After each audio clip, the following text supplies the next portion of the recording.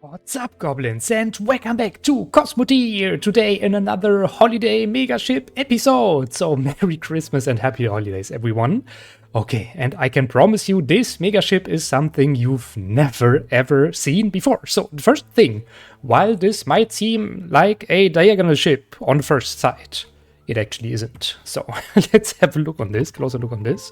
We start with our core, and as I said, this ship flies straight forward. So actually this is its flight pattern, yes. And we can reach an astonishing speed of around 81 meters per second with our core ship this time here, especially because of our extremely long MRT nozzles here, boosted with 3,500%. So this thing alone is already a monster. Okay, what else do we have on our core ship? We have two sections here, two different sections. One is our defensive section, which is facing frontwards. We are also fighting like this, the enemy, by the way, this just straightforward. That's why I have so many shields here and then some PDs. And on the side, we do have a thermal resonance lance and some TC missiles here to get rid of our heat.